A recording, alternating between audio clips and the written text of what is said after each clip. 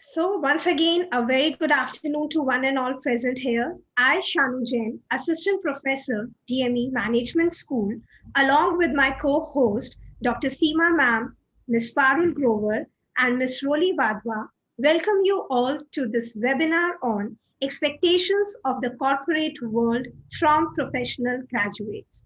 For the session, we have our guest and the keynote speaker, Mr. Malcolm Riffel. I formally welcome you, sir, once again. Thank I you. thank you, sir. I also take this opportunity to welcome Professor Dr. Purva Ranjan, Head DME Management School, with whose tireless efforts we are able to welcome sir and address this gathering. And a special welcome to all of you who have joined us for the first time. The incoming batch 2020, we have students from BBA, BJMC, BBA Law, and BA Law who have taken this first step. So, as they say, that the journey of 1,000 miles begin with the first step. So, we believe that at DME, we are able to provide you with a rich array of opportunities for you to learn, grow, and discover with who you are and make a difference in this world. So before we begin with the session, I take a minute to introduce our guests to all of you. So Mr. Malcolm, in his two decade plus career, has literally been on all sides of the table. Sir started his career in advertising and then moved on to consulting before the marketing bug bit him. After a couple of years in marketing, Sir moved into the strategic investment space with Brand Capital, a division of the Times Group. While there, he not only provided marketing, creative, and media advisory to hundreds of portfolio companies, but also created consumer facing brands from scratch under a new business model called Brand Scope. He has had the fortune of working with MNCs, brands, and Indian companies, along with established businesses and startups, which has helped him gain multiple perspectives in his journey. He currently heads Times Envelope, the strategic, creative, and content division of the Times Response, trade marketing, and innovations for the Bennett Coleman Group. On a daily basis, he provides strategic and creative solutions for brands that need them. That's really a very encouraging history you had, sir. And I certainly believe that your achievements and rich industry experience will help provide students understand the nitty-gritties of the corporate world. So the goal of this session is to bring you all together uh, to this animated conversation with Sir and derive meaningful learnings from his enriched experience. So before we begin, I would like Dr. Purva Ranjan ma'am to address the gathering and give a welcome address. I will not take a lot of time. I just want to say that well begun is half done. And your journey is starting with the insight of the industry and the right guidance that you can get at this point, at this juncture of your career, from a stalwart from the industry. So, blessings from my side. All the faculties are going to handhold you throughout the the time that you're going to spend at DME, and this is just a beginning.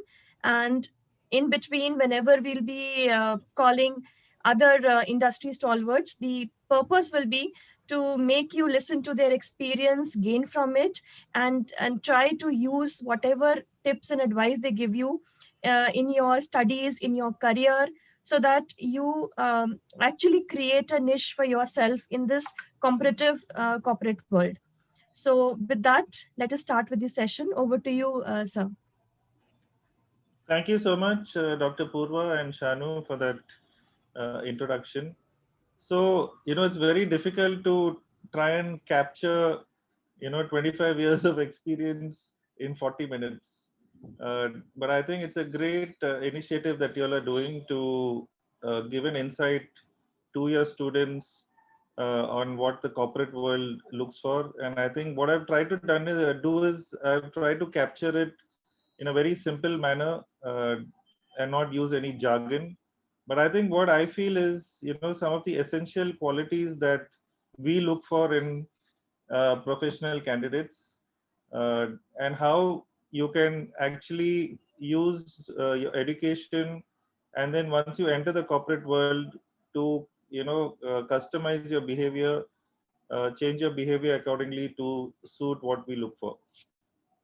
So what I'm going to do is I'm going to share a presentation. I've tried to keep it a little light, and uh,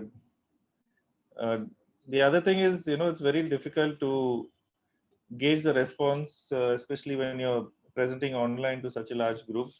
But I think the other advantage is that the access that institutes and even we as corporate teams have these days is that you can invite anyone to speak to your students, because it's easier to do it online than to travel to the institute.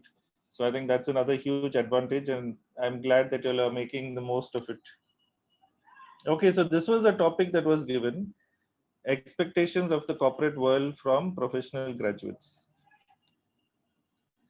So I just want to take you through my journey, and the reason I want to do that is, so that you get an understanding of how things happen.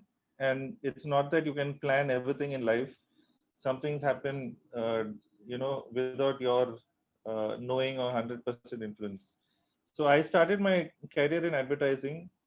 I think I spent close to about 6-7 years in advertising before I got totally bored with the advertising industry. The way it was structured, the whole demarcation between creative and account management. I don't know how many of you are aware of how the advertising agencies are structured.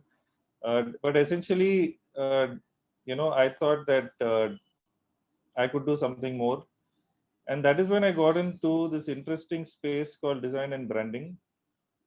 In fact, when a consultant called me, many years back, this was a very nascent space, and I didn't even know what to expect. The consulting agency I was joining was fairly new. I think they were just 2 or 3 years old. Uh, but then I took a risk. In fact, if I remember, I took a salary cut. I joined them and eventually became the business head, for the consulting unit. And this, I would think, was one of the most enriching experiences that I've had, because it was beyond advertising, because we handle both, right from changing corporate identities to creating vision and purpose statements for corporates, and then manifesting that into design, right from the identity design to packaging to brand architecture. The whole works. So in fact, the new Dabur identity was done by me. We did a lot of work for Air India in terms of repositioning. We created Sunfeast as a brand. We've done relaunches for most of the Unilever brands. Lotus Herbals, we did an entire facelift for the company, and their turnover actually shot up after that. So it was, I think, one of the most challenging, exciting, and cherished experiences. And I think I spent about 4 or 5 years there. So the reason I'm mentioning this is that, sometimes uh, you need to follow your gut, and you need to follow what your, the inner voice in your heart, and never let go of that. And, don't decide basis just monetary terms.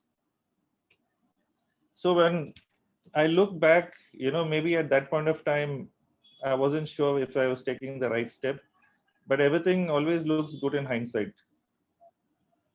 I mean, obviously, sometimes it could look bad also, but fortunately for me, things look, good in hindsight. It as if it seems that it was destiny that, made you take those decisions at that point of time. And I think in whatever you do, always make sure that you do the best that you can, and never compare yourselves to others. Because if you start comparing yourselves to, like 10 years down the line, if you say, Array, my classmate is doing so well, but I'm only here. This one is doing, in some other field. Just if you keep comparing, you will never gain satisfaction and happiness. So just go on your journey, do what you feel you are meant to do. Ideally, try and do stuff that you want to do, and believe in yourself and do the best that you can. So this is a very interesting quote that Winston Churchill said. You know, when you're 20, you care about what everyone thinks. When you're 40, you stop caring what everyone thinks. And when you're 60, you realize no one was ever thinking about you in the first place. So we tend to give so much importance to what other people, or rather saying that, oh, what will somebody else say? What will my parents think? What will my peer group think? What will society think? But it is all noise. We are the ones who give ourselves so much importance. Nobody actually cares about you. So you are the one who needs to care about yourself, and do the best that you can. So and also follow this simple 5 by 5 rule, which says that if it's not going to matter in 5 years, then don't spend more than 5 minutes being upset about it. And I don't know how many of you, follow any spiritual leaders or some really forward thinking people like Neer Ayal, who actually talk about saying that, so actually human beings are a very unique species, and possibly these species who have a great sense of imagination. So we don't live in the present. We just, we are either uh, getting bothered by the past, or we are getting anxious about the future. But actually, you never know what's going to happen in the future. So why waste time thinking about it?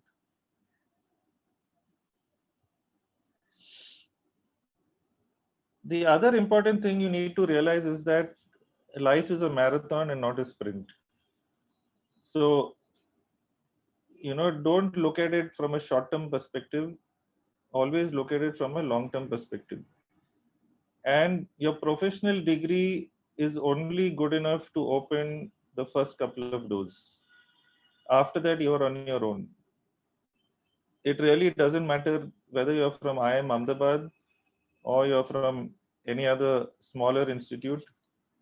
In 5 years, if you manage to prove your mettle, you can go anywhere that you want to.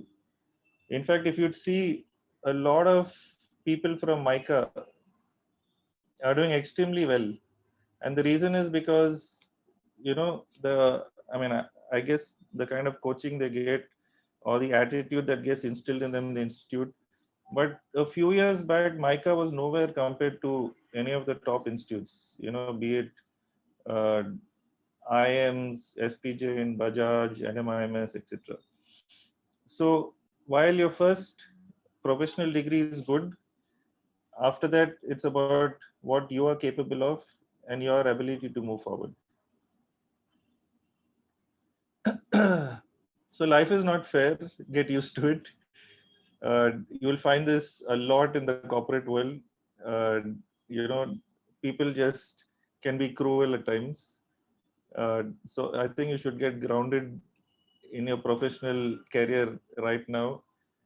If you think your professors are tough, wait till you get a boss. And if you're lucky, you'll get a good boss. But if you're not lucky, there are bosses who can be really terrible. They can drive you up the wall.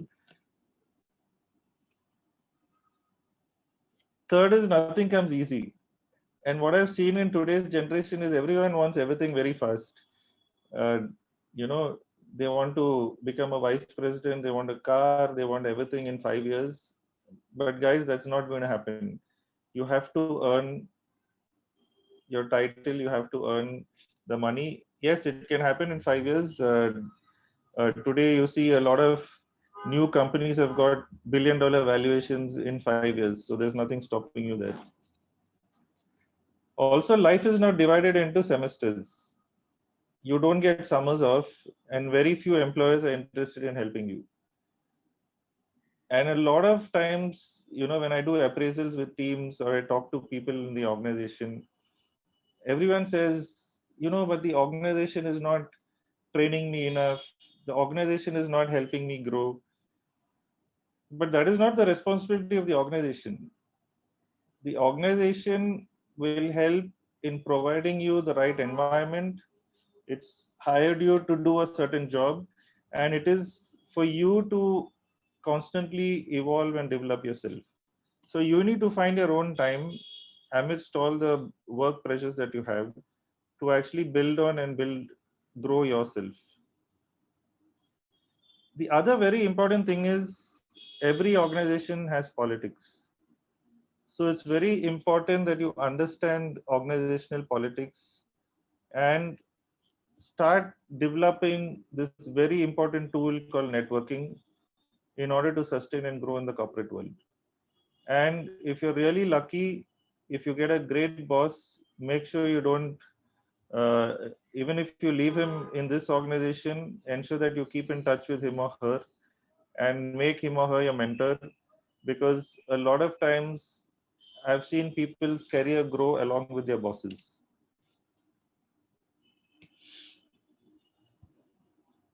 So this is, something that you need to just get out of your head. It's not the resume that gets you a job. Yes, in your first job, your resume would play a small role. Your degree would play a small role. But finally, what actually does get you a job is your past experience. And if you see your network and references. So building a very strong network is extremely essential in the professional world. So keep in touch with your classmates even after you pass out. The college alumni are extremely strongly networked. In fact, the IMs do it extremely well. Some of the colleges, other professional colleges also do it well, like ISB, SPJ, and even at NMIMS from where I'm from. But it's extremely important to keep in touch with your network and constantly keep building your network. And that is what is going to see you in great stead. So that was an intro. Now I'm going to quickly uh, take you through what I feel are the 5 top qualities that at least I feel that I would look for and most organizations look for. First one is honesty. Now, when you say honesty, I'm sure right from your childhood, everyone has been saying, jhoot mat bolo, be honest. But here, I'm not talking about honesty just about being truthful and not lying. Honesty in an organization goes way beyond that. And I think the first thing, it starts from your resume.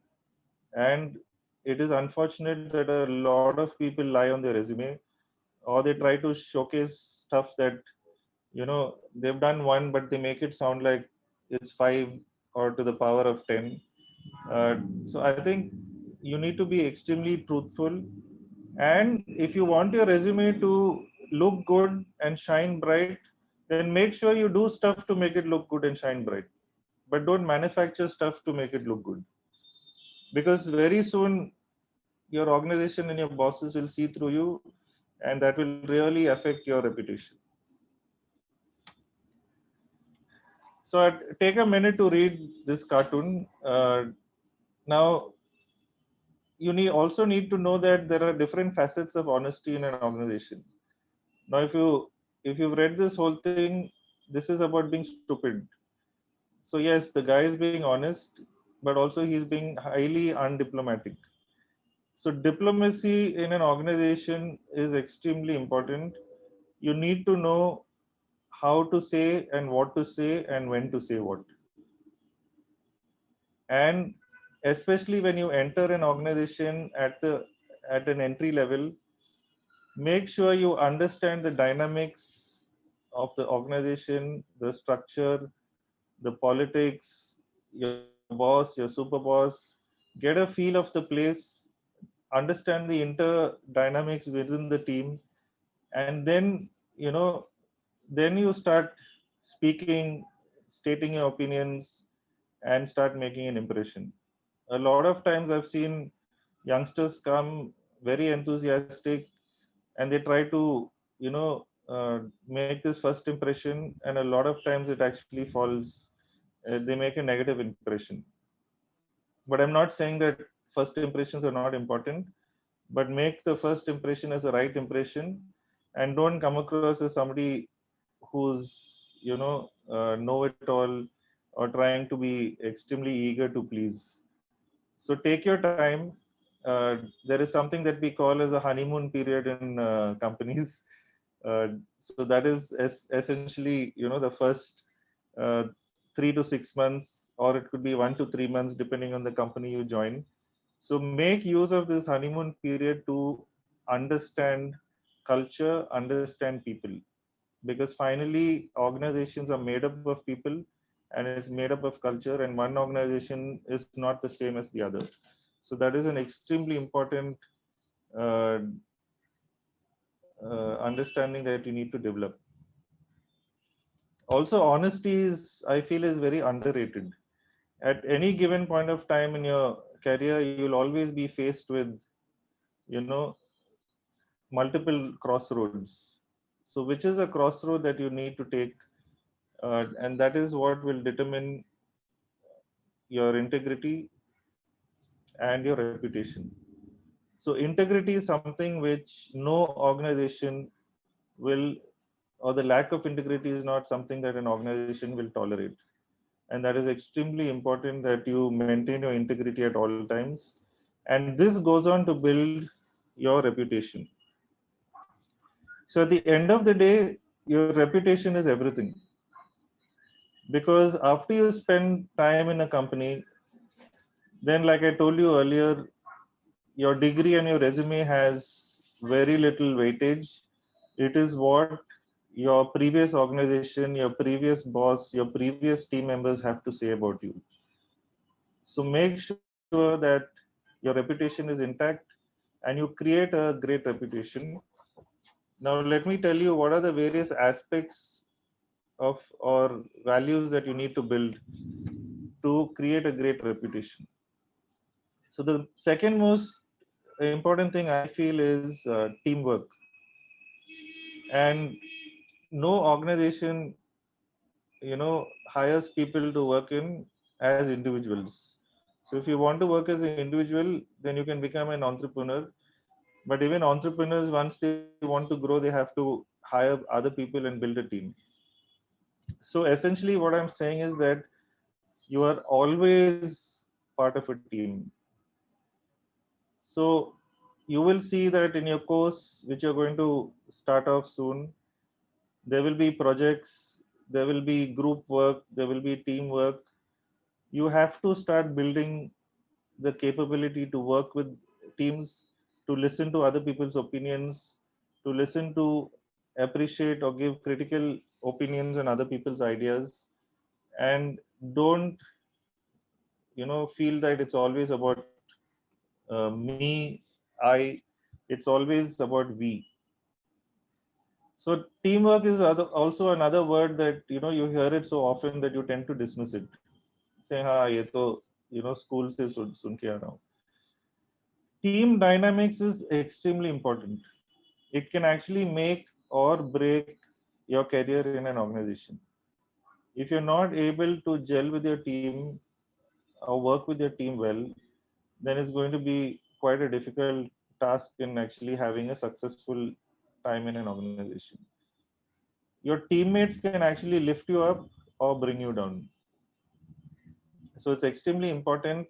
Team dynamics within an organization can actually help you make or break your time in that organization.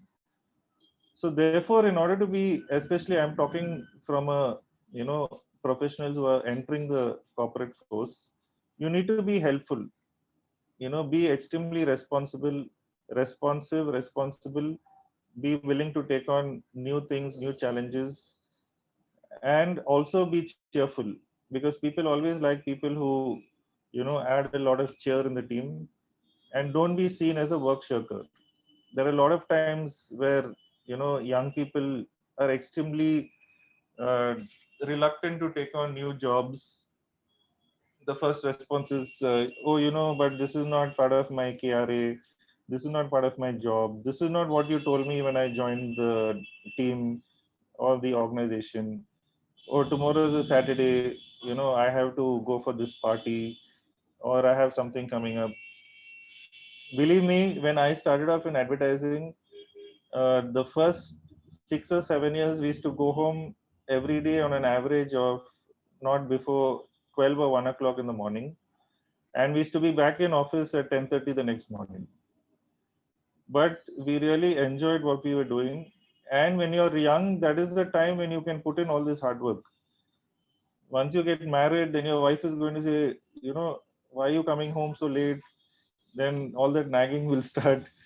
Uh, so when you're young, make sure you give it the best, give it the most, and work really hard. And hard work will always be appreciated.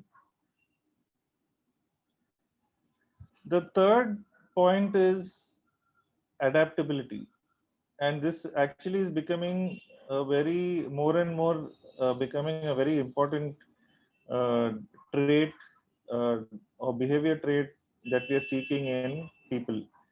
Now, why is this becoming so important? Because today we live in an extremely volatile world. Before the pandemic itself, there's to be a lot of challenges. The economy was down, the growth wasn't happening.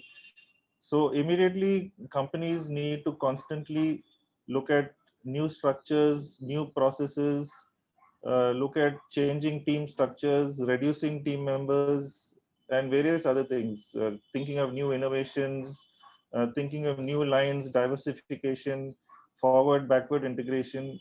So when all this happens, the teams need to be flexible and you need to be quickly able to adapt. The other important thing is the role of technology in today's workplace, right from stuff like Salesforce to various other technologies that enable working within teams, reporting, appraisals, everything is happening, online and through all these technology processes. So if you're not able to quickly adapt to new technologies, the new changes in your organization, then that is going to be extremely difficult for you to survive. So while this is another statement that you would have heard, I think the first time I heard it was from some Miss Indias and Miss Worlds. I think all of them say this constantly in their answers. Change is the only constant. But believe me, this is becoming more and more true. And post pandemic, I mean, this is like become the only constant. Every day, every week, we are learning new things. We are trying to change. We are trying to see how to keep the business alive, how to grow the business. And everybody has to change to compete. So today in a corporate world, you just can't sit back and relax and rely on your past experience. You have to constantly keep learning, constantly keep reading and upskilling. That is the only way to grow. So like this cartoon says, the only way for magic to happen, I mean, magic can't happen if you don't change. So like I said earlier, changes can come in structures, it can come in processes, it can come in roles, and it can also come in the form of a boss. So today you might be extremely comfortable working with a certain team, with a certain boss. Suddenly overnight you'll find that the entire organization is been rejigged, and you have a new boss, and your role also has changed to some extent. So always be open minded and be flexible and adaptable to these changes. The fourth is again extremely critical. Now, attitude can be said in different ways, right? uh, it can be said in a very appreciative way, saying, oh, what a great attitude that guy has, or it can be extremely negative, saying, kya attitude hai, you know so you don't want to fall in the second bracket. So attitude is all about being, it's actually your approach to work, it's your approach to people, it's your approach to your team, and that is essentially what helps you create uh, your reputation in an organization. So how do you create the best attitude? Now, I'm not also saying that you should be like this guy, in the cartoon saying, yeah, yeah, keep bringing it on. I can do it. I love work. Please keep loading me up. That is actually being quite stupid and, being a pushover. And believe me, in organizations, if somebody sees that they can dump work on someone, they will very gladly do that. But attitude in terms of being aware of your surroundings, being aware of what's happening in your category, in your industry, reading up on all that is happening within. So if you're in an FMCG industry, you need to be aware of your competition, you need to be aware of your category, be alert to what's happening within the organization. If there's a change in team dynamics that's happening, always be alert, be open minded, uh, to take on new things, to take on new roles. The other thing is, a lot of people, especially people who get into the organization, they get confused between arrogance and assertiveness. Being assertive is a very positive trait. Now, what is being assertive? Being assertive is, if you have a strong point of view, being able to put forth that point of view in a very articulate manner, versus being arrogant where you're being rude and you dismiss of somebody's opinion in a very undiplomatic and rude manner. So there's a huge difference between assertive and arrogant, and always ensure that you're assertive because people want to hear your opinion.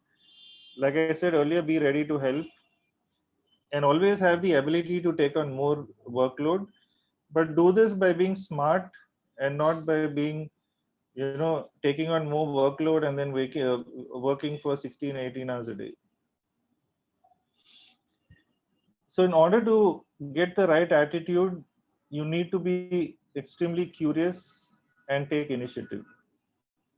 People who are willing to take initiative, do things on their own, come forward and tell their boss saying, hey, you know what, I'm interested in doing this, can I take on this, or can I be also be part of that project?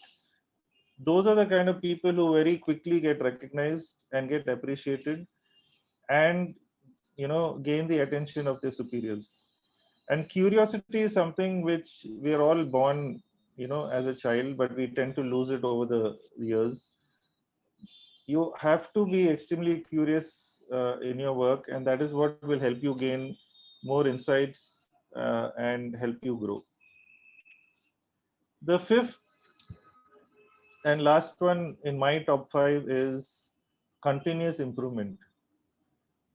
You might think that, अरे BBA हो गया, MBA हो गया, now I'm king of the world. No, that is the starting point to get you on your professional journey. It is very important that once you are in your professional journey, you need to keep improving yourself. Nobody is going to be bothered about your growth. Like I said earlier, you need to constantly learn and unlearn stuff that you've learned. There is no substitute to reading. So you have to keep reading books. This is, I'm talking over and above your curriculum. Read about success stories, read about autobiographies, read biographies, and that gives you a much better worldview. It gives you a practical sense of how people have built businesses, how they have succeeded, and also learn about their failures and how they came out of that failure. And never be afraid to fail. If you don't take risks, then you will never fail. And if you don't take risks and you don't fail, you'll never grow. So make sure, at least in your younger years, take some bold steps, be willing to fail, and through that, you will learn much more than being a safe professional. So think different, because we are not hiring robots. Otherwise, it will just be a assembly line of people coming in to do some clerical kind of work.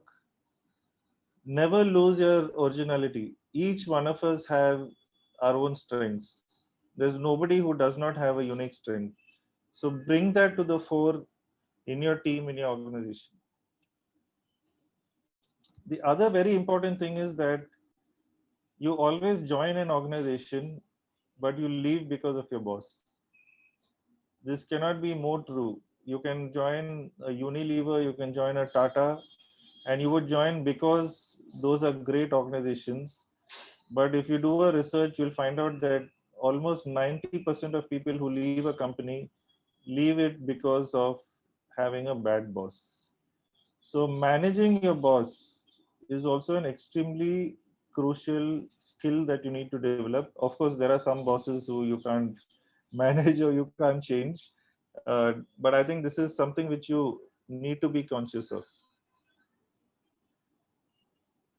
The loudest person is not the smartest.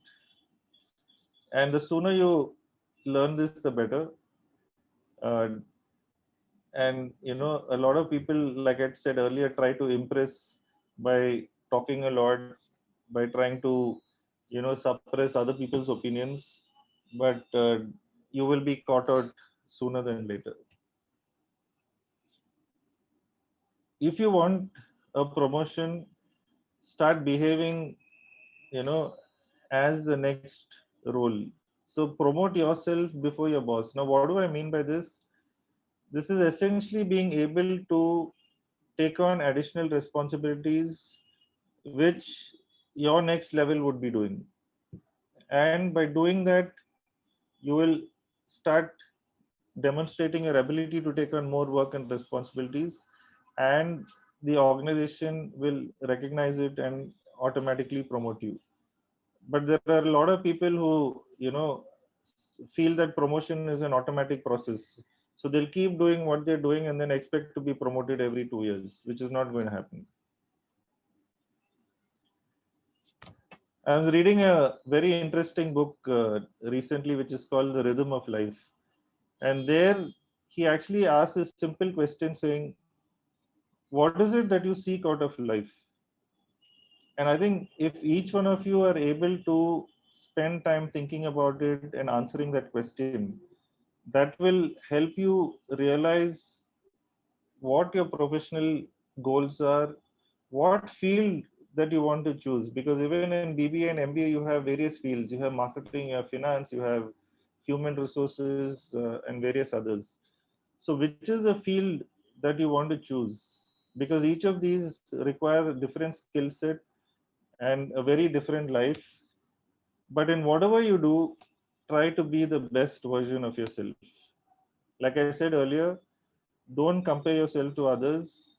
As long as you believe and you're conscious that I am doing the best I can, I think that will take you far. This is a very interesting insight that one of my early bosses gave me.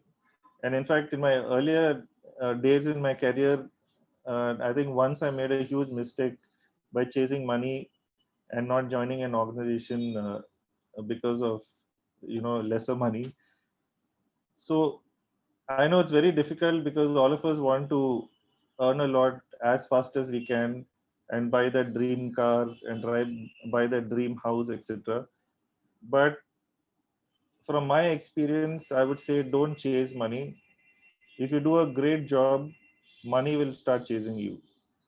So focus on doing an excellent job in whatever you're doing, and make sure you start that right at your college, because that is the system that your mind will get used to. So if you're able to build that trait, it will definitely see you through in your college as well.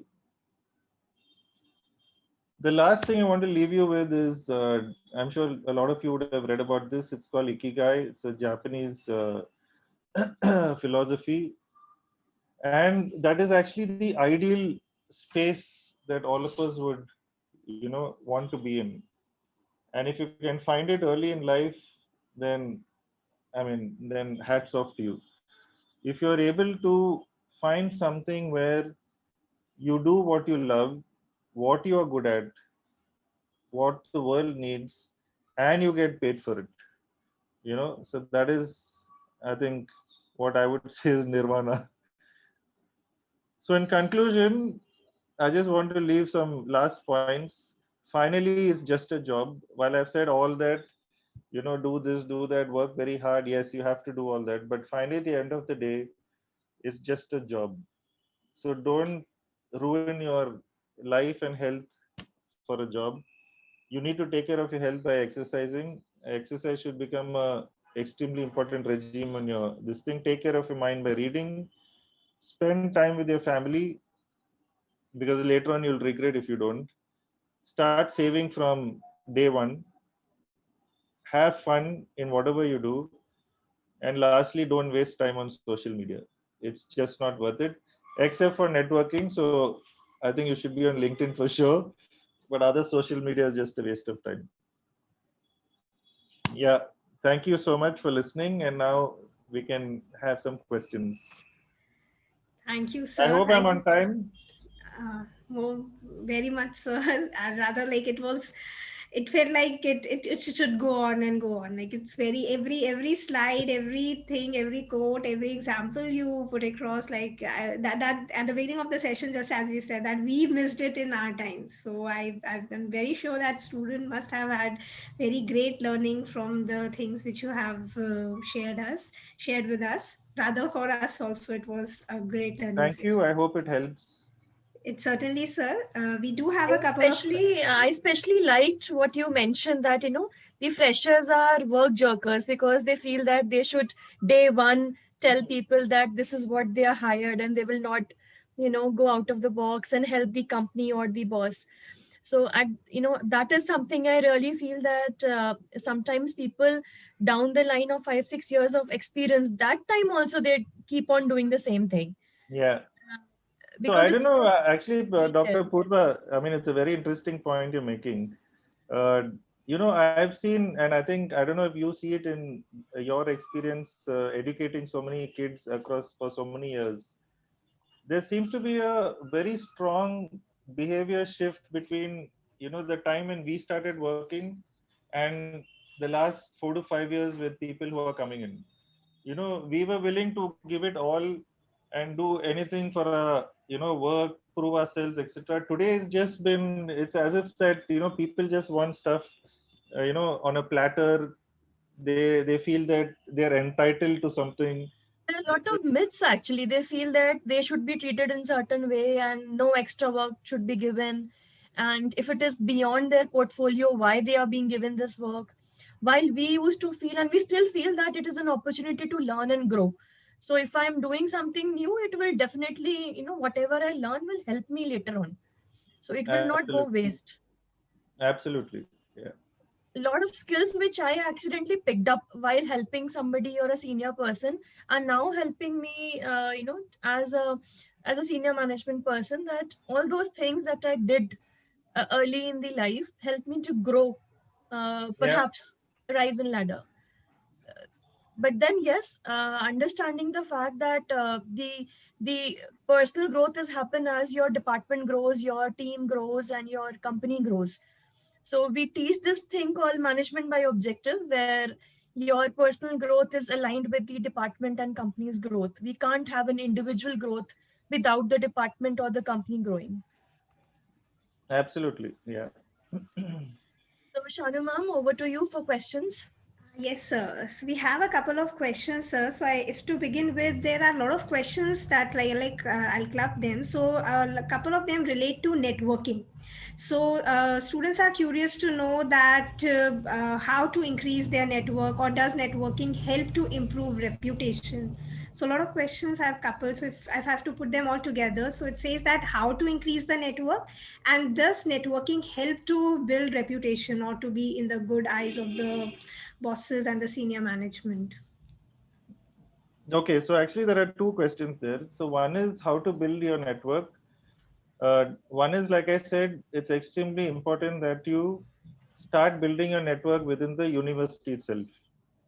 So, from your classmates to the larger batches. So, if you take your class, I'm assuming it would be what, 40, 50 students, but there would be, say, 4 or 5 sections. That itself becomes 200 to 50 students. Now, that itself is, you can see how you're increasing your network. So now you have to find ways to see how do I engage with people and start interacting with them. And this is where I think, which even Dr. Purva said about taking on new things, not being afraid to engage with people, even if you think that it's not part of what you are supposed to do. Uh, Second is, I mean, before my current job, which I've spent about 12 years now, before this, my maximum stint in any company was 4 years. I used to actually keep changing jobs, 3 to 4 years. There are different schools of thought. Some people will say it's not a good thing to do. But I think in today's day and age, there's so much happening, and there are so many opportunities and varied opportunities that I think, at least in your younger days, you could look at uh, increasing your experience by moving or changing. I mean, provided you're not happy with your job, 3 to 4 years is not a bad thing. Definitely, you shouldn't change jobs every year or every 2 years. So once you do that, that's another way where you build your network. The third thing is, I think today, uh, technology is, given you is a huge enabler, and LinkedIn is a great platform to build your network. And that is how, Dr. Purva also reached out to me. Now, obviously, being a junior, you can't keep sending invitations to senior people and expecting them to accept your invitation. So you need to follow certain, few hacks of how to build your network. So one is to start showcasing your thinking, and that is why I said, when you read a lot, when you start learning about the category of the industry that you're working in, and you start actually writing your thoughts in posts, talk about insights, talk about, bring out that originality of thinking, and obviously use, I'm sure all these kids are very familiar with hashtagging and tagging and stuff like that. So that immediately helps you realize, get people's attention to read.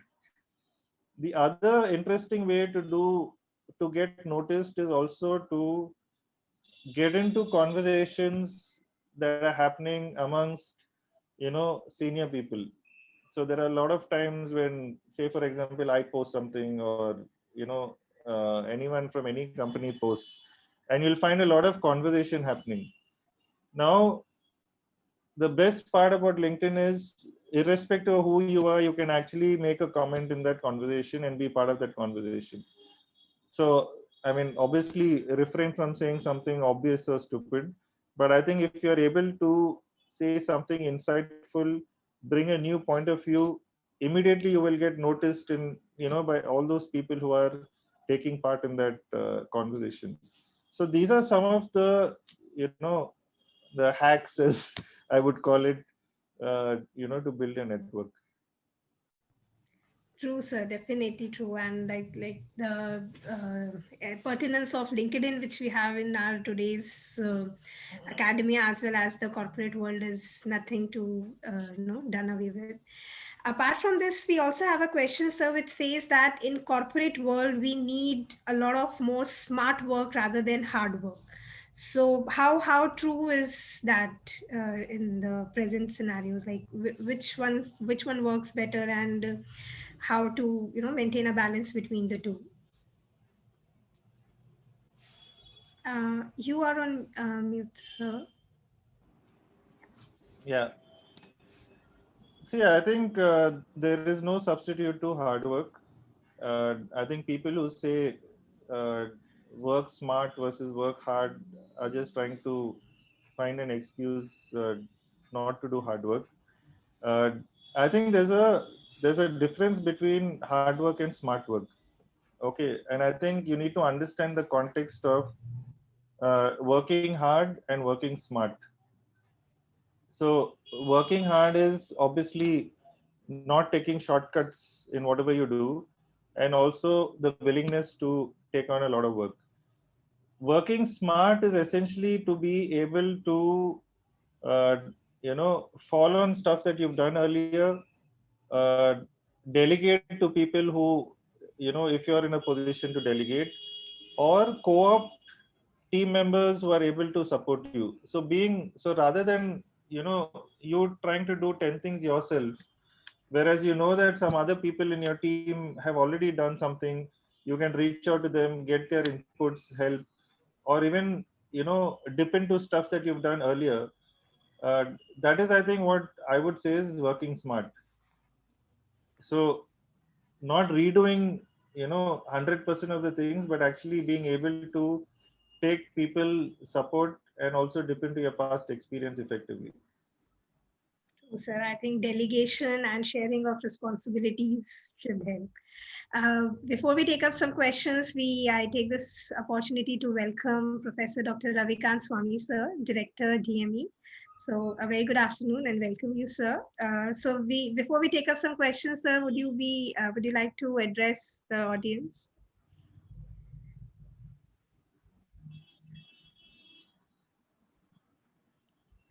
You're not audible, sir.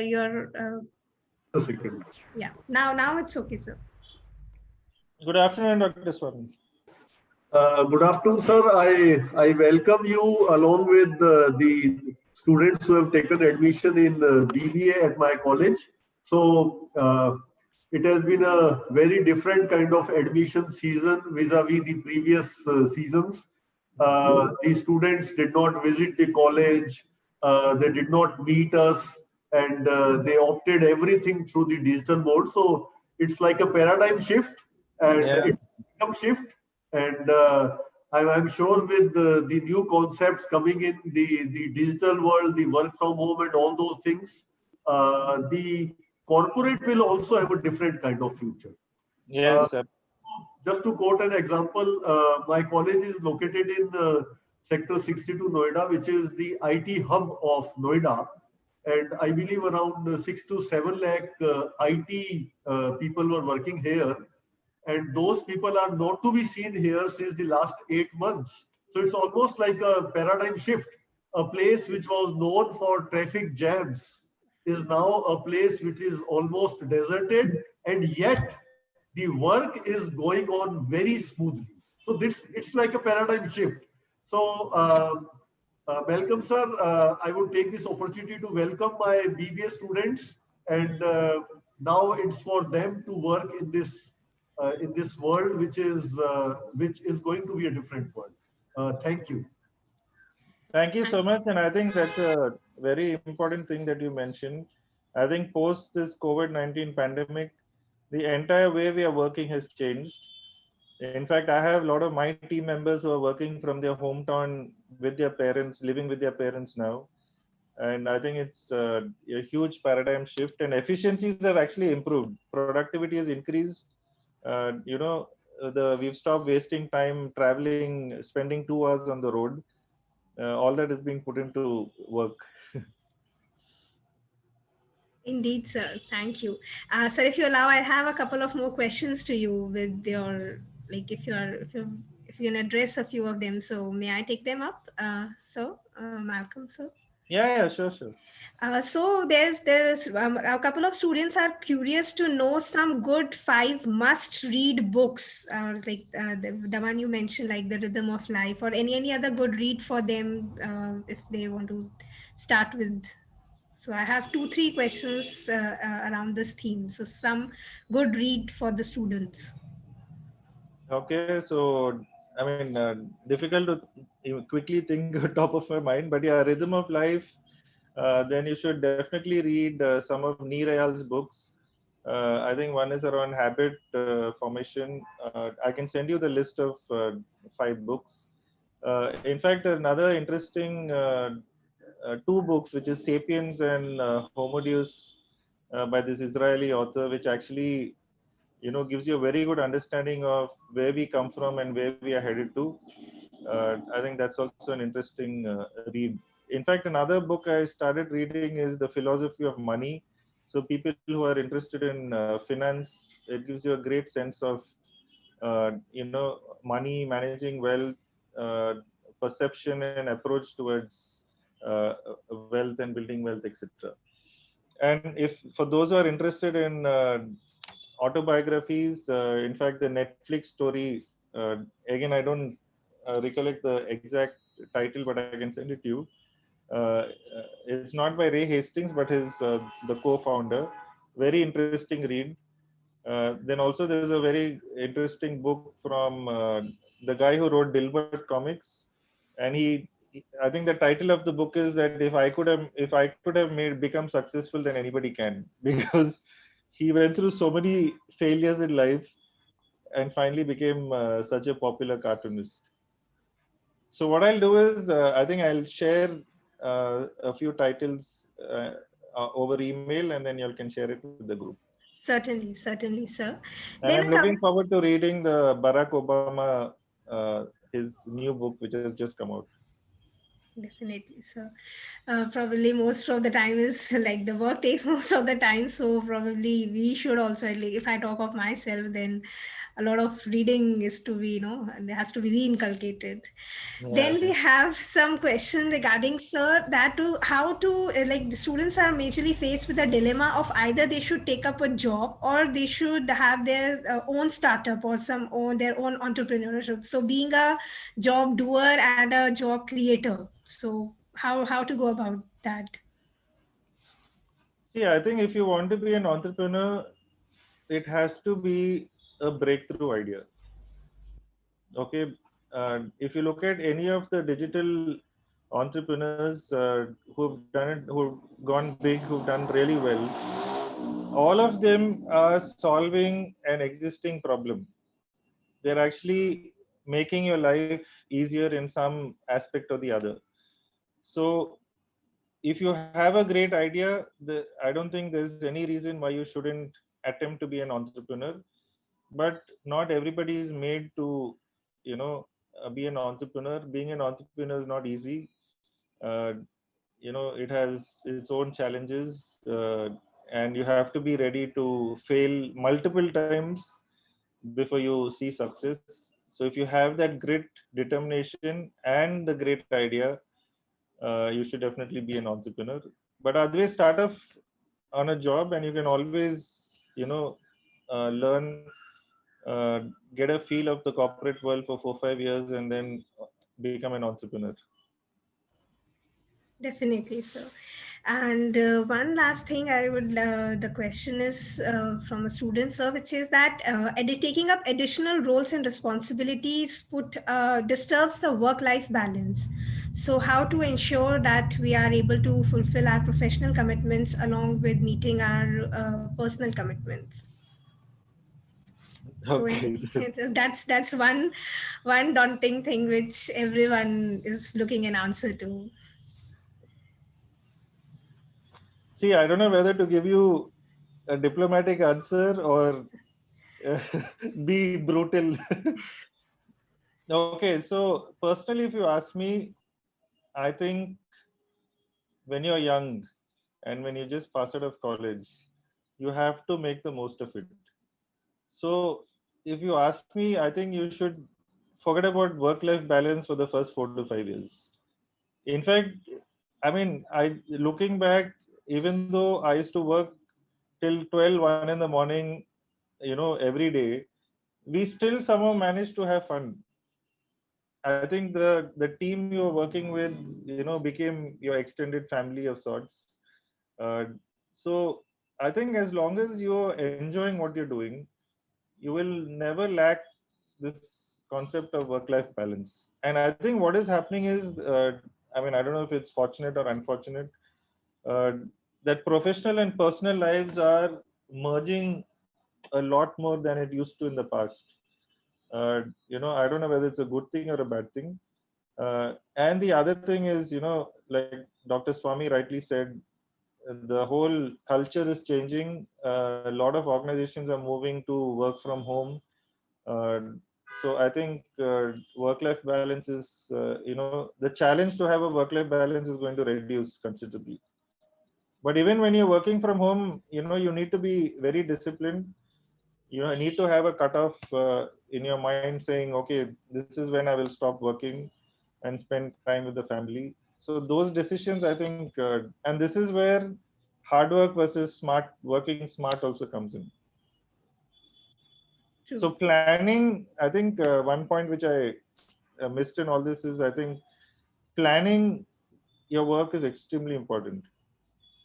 A lot of people start their day, you know, like without any planning or thinking. I think the just the exercise of listing down all the things that you need to do itself takes off a lot of burden from your head and makes you achieve more than what you normally would have otherwise.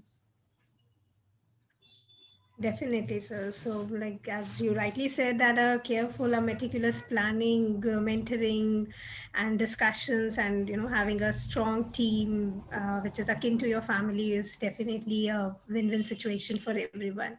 So, we do have a lot of couple of questions, which obviously, because of paucity of time, we cannot take all of them.